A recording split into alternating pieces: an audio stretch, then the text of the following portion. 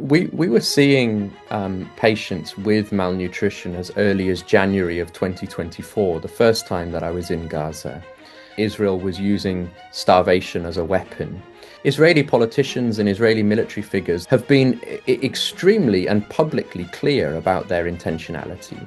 We had senior Israeli figures talking about turning off the tap and blocking entry of all aid, inclusive of food and water, to Gaza. This is profound anti-Palestinian racism. Doctors who seem to be voicing or having a voice that is in favor of Gaza do face consequences, even to the extent of their medical licenses being challenged or being revoked. There is a pervasive culture of silencing. I was suspended from my clinical practice for several weeks. In Gaza, humanitarian organizations are reporting widespread starvation and increasing rates of child malnutrition. Food insecurity continues to worsen amid limited access to aid. Hello and welcome to this special interview. This is Muneef Khan, and joining us today is Dr. James Smith. He is a British emergency physician who has worked in multiple hospitals across Gaza. He has witnessed the impact of conflict in public health and the growing challenges of providing medical care under siege conditions. Today, he joins us to discuss the current humanitarian crisis with a focus on starvation, especially among children, and what he believes the international community needs to understand. Thank you for joining us, Dr. Smith. Thanks for having me. So, Dr. Smith, you've been on ground in Gaza during multiple phases. I mean, if I'm not wrong, I think you recently tried to re-enter in 2025. I'm not certain about the dates. Can you briefly describe your most recent attempt to enter and what exactly went down? I tried to return to Gaza in May and June of this year on two separate occasions, and on both occasions was denied entry by the Israeli military. This is not an uncommon occurrence. About 50%, if not more, of healthcare professionals that are trying to enter Gaza are rejected. But on what, Seemingly, if I may ask, on what grounds? well, it appears to be arbitrary. There's never a justification given. There is, of course, some concern that those people who speak out about what they've witnessed in Gaza are less likely to be approved for return. But there's never a clear justification. And the denial almost always comes the day before you're meant to travel from Jordan to Gaza, which, of course, creates a very chaotic situation for small organizations that are sending teams. It's extremely costly for them. Logistically, it's a nightmare. And what ultimately ends up happening is that these convoys, which move only twice a week to Gaza, end up moving with many empty seats. This, of course, isn't the story. It's just one dimension of the many ways in which Israel impedes humanitarian access to Gaza. But it is certainly an incredibly disruptive pillar of that wider strategy of obstruction. But from your previous volunteering experiences, what stands out most about the conditions you encountered in the hospitals of Gaza? Because I've also spoken to another British surgeon, a British Palestinian surgeon, if I may be specific, Dr. Ghassan Abu Sitta, when he was in Gaza and outside of Gaza. And the pictures he did paint through his inputs were quite grim. So, I mean, from your point of view, what stands out as the conditions? I mean, it's horrific. Even the most attentive media outlets that have tried to cover as best they can what's happening in Gaza, that have platformed Palestinians and Palestinian journalists, I don't think it's captured the full state of chaos, of extreme violence, of manufactured scarcity, the barbarity with which the Israeli military is relentlessly attacking the Palestinian people. Um, Absolutely everyone that I spoke to, Palestinian and international healthcare workers and humanitarian workers, people that have far more experience working in the fields of humanitarian medicine and humanitarian public health than I do. And everyone unanimously said that they have never worked anywhere in the world in which violence has been meted out at this scale with this intensity for such a long period of time against absolutely everyone without concern for their protected status under international law. Civilians, healthcare workers, journalists, first responders, paramedics, absolutely everyone. Um, just the most horrific conditions that anyone could possibly imagine. And if I could bring you now to the elephant in the room, which is the starvation in Gaza.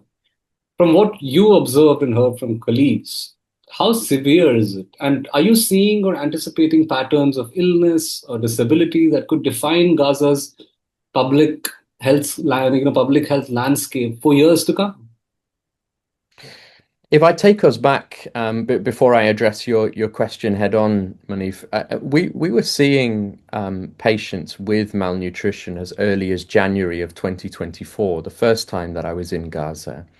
A month prior, Human Rights Watch, a reputable international human rights organization, had sounded the alarm that Israel was using starvation as a weapon.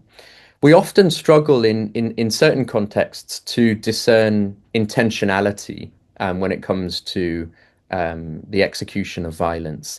In Gaza, that there's really nothing complex about this pursuit of evidence to demonstrate intentionality because Israeli politicians and Israeli military figures, those who wield the power to determine conditions in Gaza, have been extremely and publicly clear about their intentionality. Within 24, 48 hours of the escalation in October of 2023, we had senior Israeli figures talking about, turning off the tap and blocking entry of all aid, inclusive of food and water, to Gaza. So intentionality has been clear from day one, and indeed prior to October of 2023. Those conditions only deteriorated over the course of 2024. The IPC, the Integrated Phase Classification Mechanism, the internationally recognized surveillance system for food insecurity, for malnutrition, and for famine, was repeatedly sounding the alarm throughout 2024 of a high risk or the imminent onset of famine, particularly in the north of Gaza. And what Israel has done is that it has carefully titrated humanitarian access to maximize suffering to the greatest extent possible, while not precipitating full-blown famine conditions. During the ceasefire period, what we saw was that with political will and with conditions of relative safety, and I say relative because, of course, Israel's violence continued during the ceasefire period, there was a significant uptick in the volume of humanitarian aid entering into Gaza and the conditions for humanitarian access, broadly speaking. And then, of course, with Israel's repeated breach of the ceasefire and the collapse of the ceasefire agreement in March of this year, conditions have deteriorated precipitously.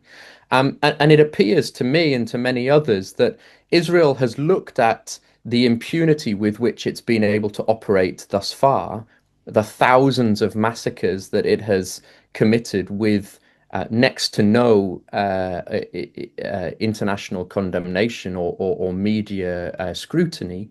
And it said, okay, it's possible for us to get away with absolutely everything. No longer does it matter whether or not there's a If famine I in. may interrupt, when it comes to the question of starvation itself, and especially among children, because of the images that have come out of Gaza, especially from journalists who are still there and putting their lives on the line to put it out.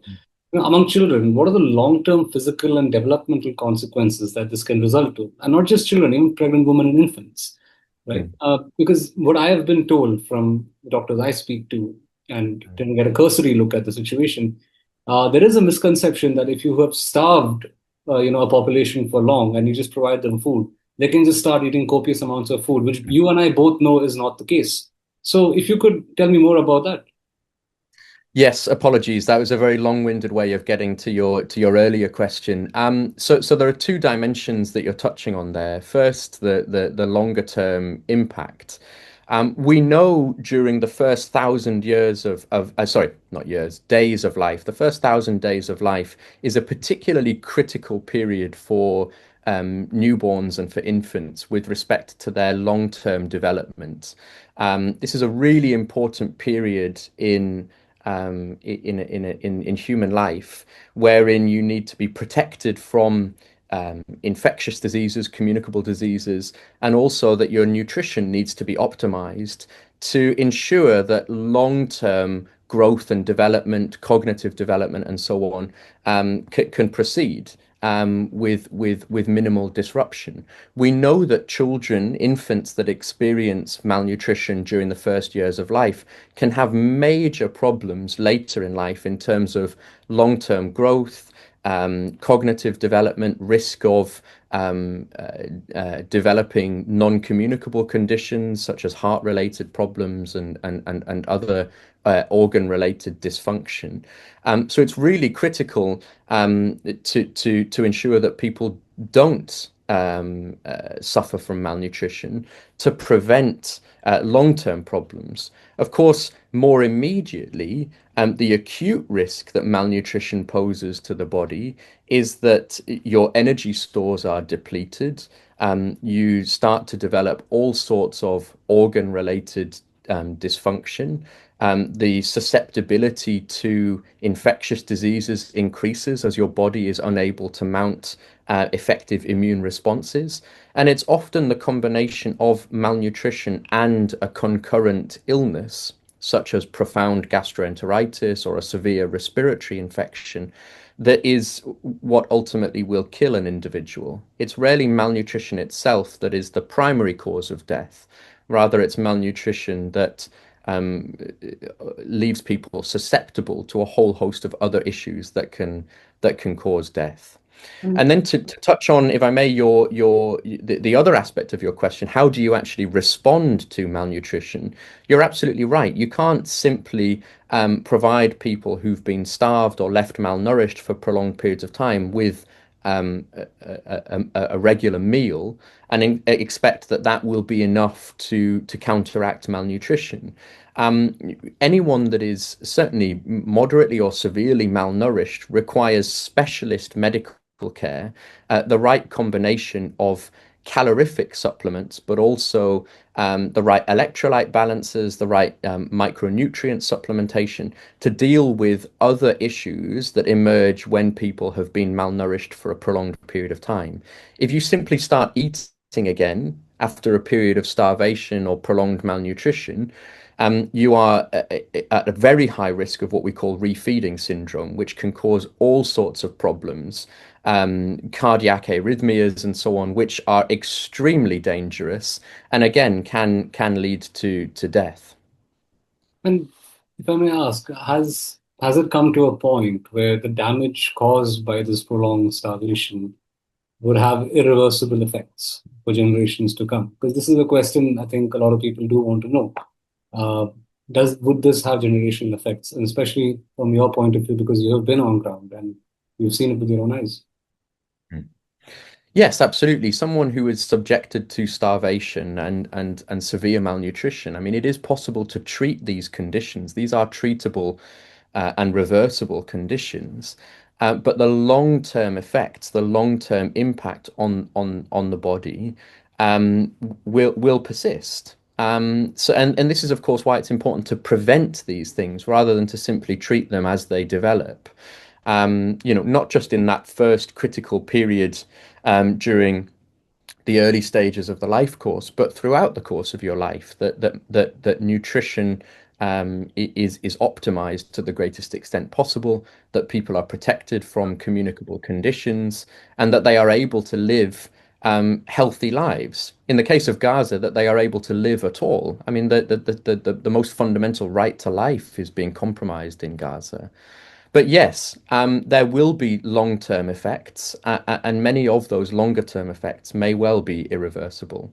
The question of sort of intergenerational consequences, there has been a lot of research that has explored the intergenerational impact of malnutrition and how that may be communicated from one generation to the next. So there is indeed a body of evidence that has and continues to explore the intergenerational consequences of malnutrition. And Let me also bring the focus now to the medical community. Dr. Ghassan Abu Sitta also mentioned that doctors who seem to be voicing or having a voice that is in favor of Gaza do face consequences, even to the extent of their medical licenses being challenged or being revoked. I was also in touch with Dr. Al Makadma, who unfortunately is no longer with us, and he was a victim of alleged Israeli airstrikes in that case. And he back then also would point out these things. The doctors themselves are facing a lot of pressure, and even sometimes from within the medical community. Can you touch up upon that? I mean, that there have been many issues like this wherein If I may add, and I'm sorry, I apologize for interrupting, have you also faced something on this end? there is a pervasive culture of silencing, not only within the medical sector, within medical institutions, but across the board, of proactive silencing and passive silence. And this raises a really fundamental question of what does it mean to be a healthcare practitioner? What does it mean to be a health advocate? What are our roles and responsibilities as doctors, nurses, paramedics, and physiotherapists? And where do those responsibilities start and end? Indeed, many people have been targeted to the point that their professional licenses have been jeopardized. I myself, based on work that I had written in a prominent academic journal, I was suspended from my clinical practice for several weeks. I've had slanderous articles written about me in the right-wing press. Ultimately, none of these things resulted in anything because the accusations are typically the same and they are completely unfounded. That the accusations being that you are anti-Semitic or that you condone terrorist acts.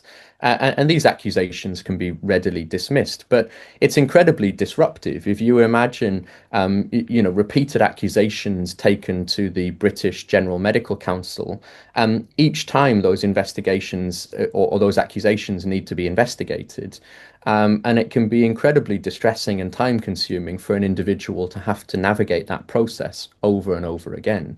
But really what we need to interrogate is are those questions that I just posed.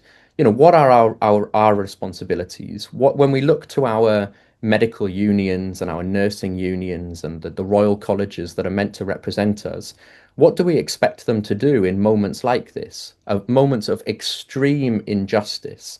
Where not only health is threatened, but the existence of an entire population is under threat here. What would we expect the British Medical Association or the Royal College of Emergency Medicine to say and do amid genocide in Gaza, in Srebrenica, in Rwanda during the Second World War, and so on? And do we feel that they failed? And indeed, my view is that they absolutely have failed. They have engaged. If I may interrupt, you're saying that these institutions, the Royal Colleges, have failed. Because this concurs very much with what Dr. Ghassan Abu Zitta had said, that even surgeons who had undergone any form of training or education at institutions of this caliber refused to acknowledge the nature of the death of these doctors. So, Absolutely. which has been an alarming trend. Absolutely. Munif, we have instances, as I think you're alluding to, wherein Palestinian healthcare professionals have trained and been fellows or members within medical institutions in the UK, affiliated in one way or another with the Royal College of Surgeons or other entities. And even when they themselves have been killed, have been murdered, while administering care, while applying the training, the specialist training that they've received within said institutions, those institutions have then said nothing. What is it that has prompted such profound and systematic silence and silencing from within these institutions? They claim that they need to maintain a degree of what they call political neutrality, but it's something much worse than that, I think. This is profound anti-Palestinian racism that manifests in a lack of willingness to really engage with the violence that Israel is perpetrating against the Palestinian people. And these are two questions which I'm going to pose to you. We will wrap up soon, but this is regarding the global and medical responsibility. And this was on my mind, and I thought I should put this question across, is that in your view, what should the global health community and international agencies be doing more of right now? Because I do remember watching an interview of yours where you were like, humanitarian aid is not the question. Like, the question here is that a situation of this sort should never have existed in the first place. So, yeah, coming back, like, what do you think the agencies should be doing more of, or at least the global health community? Well, look, the humanitarian aid, of course, isn't the answer here. In the short term, we need to be calling for humanitarian aid to avert an even deeper catastrophe. Um, but the very famous adage by Sadako Ogata, she was the UN High Commissioner for Refugees during the 90s, during a period of horrific violence in Rwanda, in Srebrenica, and in many other countries. She famously said, "There are no humanitarian solutions to humanitarian problems." And Tom Scott Smith, an academic at Oxford University, has gone a step further to say that there are no humanitarian problems. We are seeing the humanitarian consequences of profound collective political failure. That's what we're seeing here. And the response, of course, needs to be political in nature, in execution, and in impact. So that's what we need to be seeing, and that's where our attention must be focused. Of course, there is that concurrent call for humanitarian aid in the short term, because without it, people will die. That is, of course, Israel's overarching strategy to inflict the maximum amount of suffering and death as it possibly can, before the international community finally acts against it. With respect to your question about the global health community, my answer would be much the same as the answer I gave with respect to medical institutions and so on. The global health community, if I can call it that, has also failed. What is global health? Global health is a collective commitment to the pursuit of equity and justice. In my view, global health as a discipline, as a way of seeing the world, as a practice, is a discipline and a practice that needs to be motivated by and shaped by anger and rage and indignation. Wherever we see injustice, wherever we see inequity, we need to root it out, and we need to advocate in solidarity with those who are subject to inequity and injustice. And this is a community, again, if I can even use that phrase, that has failed to act with urgency, has failed to show anger, indignation, and rage. There are a few individuals within global health spaces who have been particularly outspoken, but by and large, this discipline, this sector has exposed itself. It's exposed the disconnect between the values and principles that it supposedly espouses on the one hand, and the way that it positions itself and its silence or silencing on the other. And I mean, you have answered another question that I was about to ask you, and it was more about how important the medical testimony in shaping international responses to crises like this one is. But that does bring me to my final question, which would be more of a final message, is that what do you think the public and policymakers most misunderstand about current humanitarian conditions in Gaza, particularly as they relate to children and hunger? I think what is misunderstood and miscommunicated, and this is also a product of a strategy of coordinated misinformation, the spread of misinformation, is that this is intentional. This is not, I mean, when we talk about famine and when we talk about starvation, these are always inherently man-made conditions. There are no situations anywhere in the world now where starvation and famine are sort of products of environmental happenstance. We are talking about a situation of manufactured scarcity here, and it is intended to inflict maximum suffering. And as you've said, as you've referred to in your earlier questions, those consequences will manifest across generations. When we talk about destruction in whole or in part, a people, a group, we have to appreciate the ways in which that manifests intergenerationally and over time. So this is not just suffering in this particular moment, but this is protracted suffering over years and decades to come. And that is by its very nature intentional. I really appreciate you taking the time out, Doctor. This must have been very difficult for you to recall these memories. And I hope that you stay in touch with us. Thank you so much for joining us. And please do uh, keep doing the work that you're doing. Thank you. Thanks for having me.